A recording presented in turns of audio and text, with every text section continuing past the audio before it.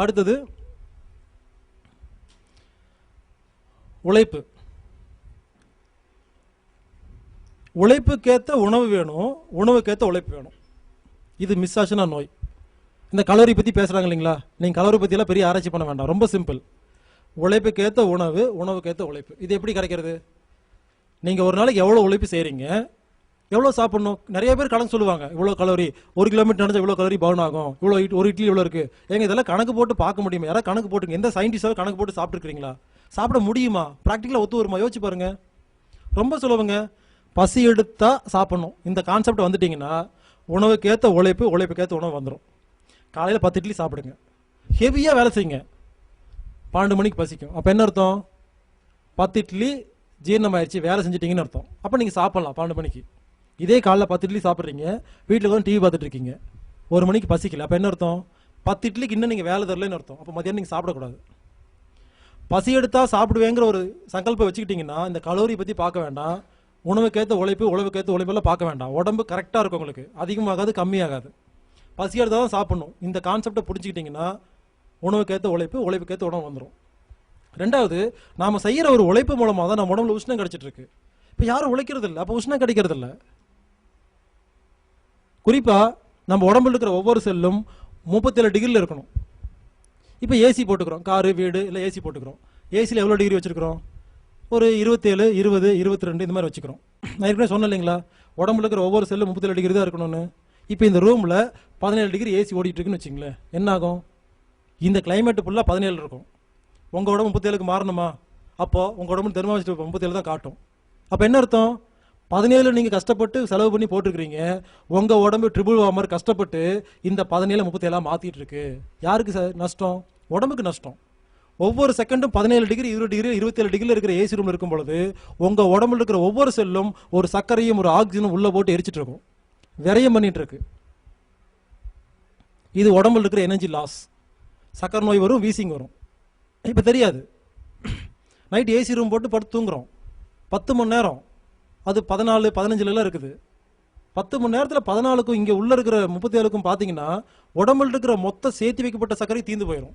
எல்லாம் நீங்கள் வேணா இப்போ செக் பண்ணி பாருங்கள். ரோட்டில் நடந்து போயிட்டுருங்க, திடீர்னு ஏசி ரூம்குள்ளே போங்க, நல்லா மூச்சு வாங்கும், நாம் சந்தோஷமாக இருக்கும். அப்படி கிடையாது. இது வரைக்கும் மூச்சு கொஞ்சமாக இருந்தால் போதும், ஏசி ரூமில் போனோடனே நிறைய ஆக்சிஜன் கேட்குது, அதனால நல்லா மூச்சு வாங்குது, நிறைய வேணும் நிறைய வேணும், என்ன திடீர்னு கூலிங் ஆயிடுச்சுன்னு சொல்லுது. ஸோ ஏசியை 37 டிகிரியில் தான் பயன்படுத்தணும். ஏசியை 37 டிகிரியை விட மேலே கீழே பயன்படுத்தினா இந்த உடம்புல ட்ரிபிள் வார்மர் அப்படிங்கிற உறுப்பு கடகடன்னு வேலை செய்ய ஆரம்பிச்சிடும். அது என்ன பண்ணும்? உடம்புல இருக்கிற மொத்த சர்க்கரையை தீர்த்துரும், மொத்த ஆக்சிஜன் இருக்கும். நம்மளுடைய சேர்த்து வைக்கப்பட்ட பிராணசக்தி மொத்தமாக செலவாகிறது ஏசியில். ஏசி ஆக்சுவலாக எப்படி கண்டுபிடிச்சாங்க? ஏசிங்கிறது 37 டிகிரியை விட அதிகமாக இருக்கிற இந்த டெசர்ட் பிளேஸ்ல எல்லாம், இந்த குவைத்து, சார்ஜா இந்த மாதிரி இடத்துல அங்கே 60 டிகிரி 70 டிகிரி இருக்கும். அவங்க 37 டிகிரி கொண்டு வரதுக்காகவும், இந்த சுவிட்சர்லாந்து, அமெரிக்கா, இத்தாலி எல்லாம் பார்த்தீங்கன்னா ரொம்ப மைனஸில் இருக்கும். இவங்க 37 கொண்டு வரக்காக கண்டுபிடிச்சது தான் ஏசி. இந்த ஏசி ஏன் கண்டுபிடிச்சவங்க கூட தெரியாமல் இந்த ஏசி கம்பெனிகள் இப்போ ஏசியில் 37 டிகிரி இருக்கவே இருக்கிறது இல்லை, அது 37 டிகிரி காணவே இல்லை. அப்போ என்ன அர்த்தம்னா ஏசினாவே குளிர்ச்சி நினச்சிக்கிறோம். மனித உடம்புக்கு புரிஞ்சுக்குங்க, இந்த ஏசி கண்டுபிடிச்சதுக்குன்னா மனுஷனுக்காக இல்லை, மிஷினுக்காக கண்டுபிடிச்சிருக்கோம். இப்போ கண்டுபிடிச்ச ஏசி எல்லாம் கம்ப்யூட்டர் கெட்டு போகாமல் இருக்கு கண்டுபிடிச்சிருக்கிறோம். ஐசியூவில் போய் பாருங்க, ஆஸ்பத்திரியில் ஏசி போட்டு வச்சிருப்பாங்க. சத்தியமாக சொல்கிறேங்க, ஐசியூவில் எப்போ ஏசி போடுறாங்களோ இது மருத்துவத்துக்கு ஒரு இதே கிடையாது. ஏங்க ஏற்கனவே உடம்பு கஷ்டப்பட்டுருக்கும் பொழுது இவ்வளோ நோய் இருக்கிற ஒரு உடம்பை கொண்டு போய் ஏசி ரூமில் போட்டிங்கன்னா ஏற்கனவே சக்கரை பத்தில், குளுக்கோஸ் பத்தில், ஆக்சிஜன் பத்தில் கஷ்டப்பட்டுருக்குது. இதில் 14 டிகிரியில் இருக்குதுங்க.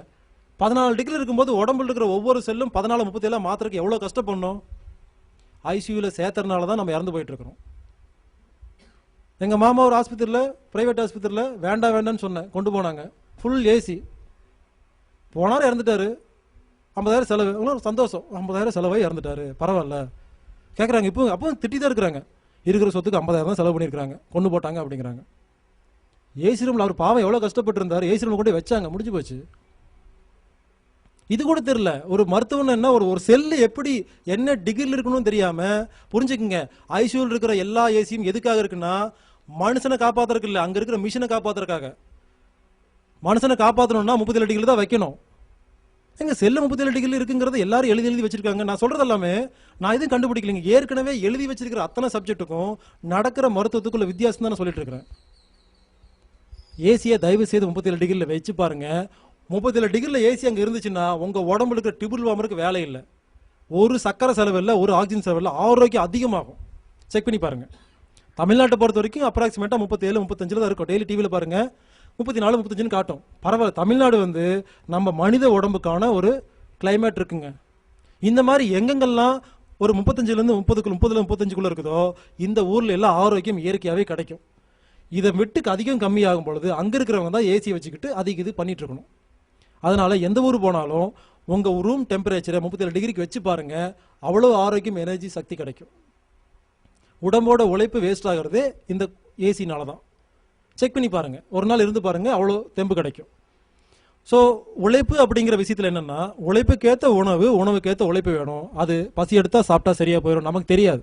நீங்க செக் பண்ணி பாருங்க, எந்த கலோரி பத்தி எதை பத்தி ஆராய்ச்சி பண்ணி பாருங்க, யாருனாலையும் சக்சஸ் பண்ணவே முடியாது. ஏங்க ஒரு இட்லியில எவ்வளவு கலோரின்னு எழுதி வச்சிருக்காங்களே, இந்த இட்லி எந்த மாவுல செஞ்சது யாராவது எழுதி வச்சாங்களா? நீங்க எவ்வளவு பெரிய இட்லி யாராவது எழுதி வச்சாங்களா? ஒரு இட்லியில் இவ்வளவு கலோரி இருக்கும், எங்க வீட்டில் இவ்வளவு பெரிய இட்லி சொல்லுவாங்க, உங்க வீட்டில் இவ்வளவு சொல்லுவாங்க. இதெல்லாம் எப்படி இங்க ஒத்து வருங்களா? யோசிச்சு பாருங்க. சும்மா ஒரு அல்வாவில் இவ்வளவு கலோரி இருக்கு, அந்த அல்வா எவ்வளவு சைஸ் எழுதி வச்சாங்களா? புரியலையா? என்ன தப்பு நடந்துருக்குன்னு புரியலீங்களா? எல்லாமே தப்பா நடந்துட்டு இருக்கு. அதாவது எதையோ பேசி நோய் கிருமி பார்த்து பயப்பட வைக்கிறது, சாப்பாட்டை பார்த்து பயப்பட வைக்கிறது, கலோரி பார்த்து என்னமோ பேசி கடைசியா என்னமோ பேசி நம்மளை குழப்பி உண்மையான காரணம் என்னன்னு தெரியாமையே நம்மளை எதையோ பேசி குழப்பி யாரோ நம்மளை ஏமாத்தி கூட்டிட்டு போயிருக்குன்னு புரிஞ்சா போதுங்க. உழைப்புல ஏசி 37 டிகிரியில் இருக்கக்கூடாது. உணவுக்கேற்ற உழைப்பு, உழைப்புக்கேற்ற உணவு வேணும். இன்னொரு முக்கியமான விஷயம், நம்ம உடம்புல ரத்த ஓட்டம் போகுது, அதை இருதயம் தான் பம்ப் பண்ணுது பார்த்து இல்லைங்களா? அதே மாதிரி லிம்பாட்டிக் சிஸ்டம்னு ஒரு சிஸ்டம் இருக்கு, அதுக்கு பேர் நிணநீர் சுரப்பின்னு பேர். ரத்தம் எப்படி ஓடிட்டு இருக்கோ அதே மாதிரி நம்ம உடம்புக்குள்ள நிணநீர் அப்படின்னு ஒன்று ஓடிட்டு இருக்கு, லிம்பாட்டிக் சிஸ்டம்னு பேரு. ரத்தம் என்ன வேலை பண்ணுதோ அதோட முக்கியமான வேலையை நிணநீர் பண்ணிட்டு இருக்கு. ஒரு ஆட்டோமேட்டிக் வாட்ச் கையில் கட்டியிருக்கீங்க, ஆட்டோமேட்டிக் வாட்ச் என்ன ஆகும்? கையில் கட்ட கட்ட ஓடும், தூக்கி கீழே வச்சிங்கன்னா நின்று போயிடும். அந்த மாதிரி ரத்தம் ஓடுறதுக்கு தான் இருதயம் பம்ப் பண்ணும். ஆனால் நிணநீர் ஓடுறதுக்கு எந்த ஒரு பம்பிங் மிஷினும் இல்லை. யார் உடம்புல உழைப்பு கொடுக்குறீங்களோ இந்த உழைப்பு மூலமாக அந்த ஒரு இது அசைவு கிடைக்கலங்களா, இந்த அசைவு இருக்கிறவங்களுக்கு மட்டும்தான் அந்த நிணநீர் சுரக்கும், ஓடும், இல்லைன்னா ஓடாது. ஏன் யோகா பண்ணோம்னா, வாக்கிங் போனால் கொஞ்சம் நல்லா இருக்குன்னு நினச்சிங்கன்னா அந்த யோகாலாம் பண்ணும்போது என்ன ஆகுன்னா நிணநீர் ஓடிடுது. நிணநீரை பத்தி யாருமே பேச மாட்டேங்கிறாங்க. ரொம்ப ரொம்ப முக்கியமான ஒரு விஷயம், ரத்தத்தை விட முக்கியமான விஷயம் அது. நிணநீர் தான் இந்த வெரிகோஸ் வெயின் சொல்லுவாங்க, சுருண்டிடும், நரம்பு சுருண்டிடும். அது காரணம் என்னன்னா, நிணநீர் எப்போ ஓடலையோ அப்போதான் சுருண்டும். வெரிகோஸ் வெயின் என்னன்னு கேட்டிங்கன்னா, நம்ம உடம்புல ரத்தத்தில் WBC அப்படிங்கிற ரத்தத்தின் வெள்ளை அணுக்கள் இருக்கும். இதுதான் நோய்க்கு எதிராக போராடும். எப்போ உடம்புல நோய் கிருமி அதிகமாயிருச்சோ நிறைய WBC தேவைப்படுமா? நிறைய போலீஸ் தேவைப்படும். அப்போ ஏற்கனவே WBC அப்படிங்கிற ரத்தத்தின் வெள்ளையணுவை சுரக்கிற அந்த சுரப்பிகள்லாம் கொஞ்சம் தான் ப்ரொடியூஸ் பண்ண முடியும். இப்போ டெம்பரவரியா என்ன பண்றாங்க, ஒரு ஊர்ல ஒரு கலவரம் வந்துருச்சுன்னா டெம்பரவரியா ஒரு போலீஸ் ஷெட்டு போடுறாங்க இல்லைங்களா?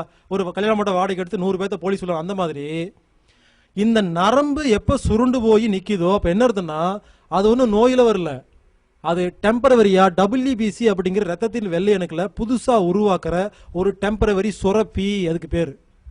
அது நோய் கிடையாது. உங்க உடம்புல இருக்கிற நோயை குணப்படுத்துறதுக்காக புதுசா உருவாக்கப்பட்ட டெம்பரவரி சுரப்பி. யோசிச்சு பாருங்க, நரம்பை சுத்தி ஒரு சுரப்பி உருவாகுது, அது WBC சப்ளை பண்ணும்.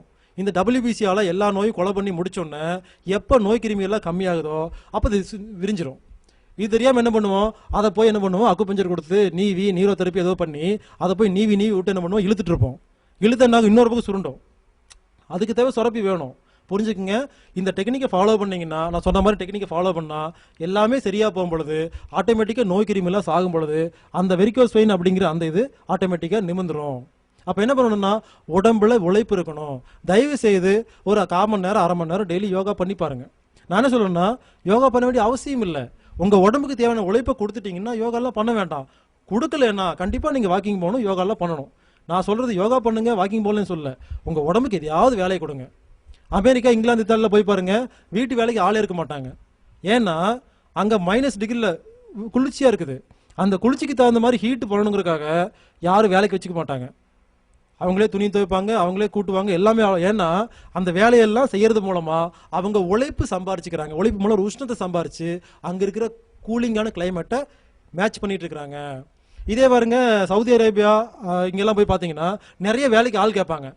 அங்கே ஏற்கனவே ஹீட் இருக்கும், வேலை செய்ய மாட்டாங்க. அவங்க என்ன பண்ண, சும்மா உட்காந்துக்குவாங்க. பணம் கிடைச்சதுன்னா வேலையை விட்டு வேலை செய்ய. ஏன்னா அங்கே ஏற்கனவே ஹீட் இருக்கும்பொழுது வேலை செஞ்சீங்கன்னா அங்கே நோய்.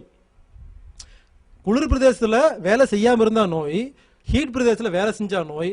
நாம தேவையான இங்கே ரொம்ப கம்மிங்க, அளவு அதிகமாக பண்ணி கொஞ்சமாக பண்ணிங்கன்னா போதும். அவங்கவுங்களுக்கு தேவையான வேலையை மட்டும் செஞ்சாவே நிணநீர் ஓட ஆரம்பிச்சிடும். இந்த ஆட்டோமேட்டிக் வாட்ச் எப்படி கையை ஆட்ட ஓடுதோ அதே மாதிரி நிணநீர் வந்து உடம்புக்கு யாரெல்லாம் வேலை தராங்களோ அவங்களுக்கெல்லாம் ஓடும். சும்மா உட்காந்து ஓடாது. இதனால தான் முக்கியமான நோய்கள்லாம் வந்துட்டு இருக்கு.